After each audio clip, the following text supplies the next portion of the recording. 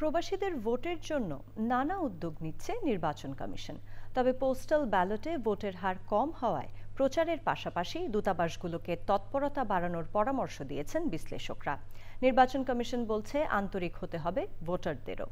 সংসদের উচ্চকক্ষ বাস্তবায়ন হলে সেখানে নিজেদের প্রতিনিধি রাখার দাবি করেছেন প্রবাসীরা। নাজিব বেগের রিপোর্ট। বিশ্বের বিভিন্ন দেশে বসবাস করেন প্রায় 1.5 কোটি বাংলাদেশি। অতীতে তাদের ভোট নিয়ে তেমন তৎপরতা না থাকলেও এবার বেশ উদ্যোগী নির্বাচন কমিশন। ভোটার নিবন্ধন চলছে সংযুক্ত আরব আমিরাত, সৌদি আরব, যুক্তরাজ্য, ইতালি, কুয়েত, কাতার, মালয়েশিয়া, অস্ট্রেলিয়া, কানাডা, জাপান ও যুক্তরাষ্ট্রের কিছু অঙ্গরাজ্যের 21টি মিশন অফিসে। আরও 8টি দেশে এ কার্যক্রম শুরু করবে নির্বাচন কমিশন।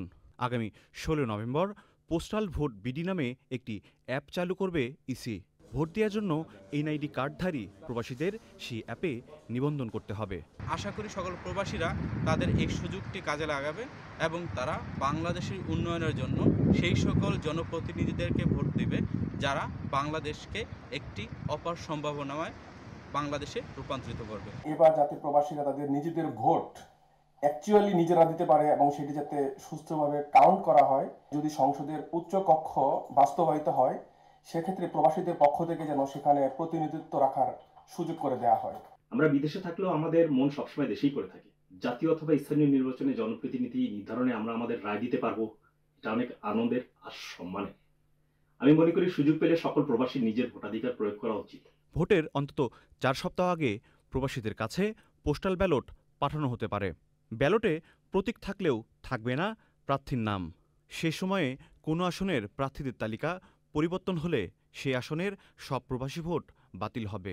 নির্বাচনের 2-3 দিন বা 4 দিন আগে যদি দেখা যায় যে একজনের প্রার্থীতা ফেরত পেয়েছেন, তাহলে এখন 4 দিনের ভিতরে ব্যালট পেপার হয়তো আমাদের এখানে আমরা প্রিন্ট করে কেন্দ্রে পৌঁছাতে পারবো বা রেসপেক্টিভ রিটার্নিং অফিসারের কাছে পৌঁছাতে পারবো, কিন্তু প্রবাসী আমরা পাঠাবো কি করে? বিশ্বে পোস্টাল ব্যালটে ভোটের হার 30%-এর নিচে, তাই ভোটের হার বাড়ানো চ্যালেঞ্জ হবে। দূতাবাসগুলো যদি হাইলি অ্যাক্টিভ না হয়, প্রচার ভালো করে না চালায়, তাহলে কিন্তু এইভাবে যে অর্থ খরচ করে এবং যে আওয়াজ দিয়ে আমরা তাদেরকে রেজিস্ট্রেশন করছি সেইটা কিন্তু আমাদের অর্জন হতে নাও পারে। তাদের ভোটার করেছেন, অর্থাৎ 2-3 লোককে ভোটার করতে পেরেছেন, কিন্তু দেখা গেলো ভোট দেওয়ার সময় 30 লাখের মধ্যে 10 লাখ ভোট দিয়েছে। ভোটার হওয়ার সময় 30 লাখের মধ্যে 20 লাখ হয়েছে, আবার ভোট দেওয়ার সময় 10 লাখ হয়েছে। পোস্টাল ব্যালটে গোপনীয়তা রক্ষাও বড় চ্যালেঞ্জ বলে মনে করছে নির্বাচন commission. Najib beg, channel I,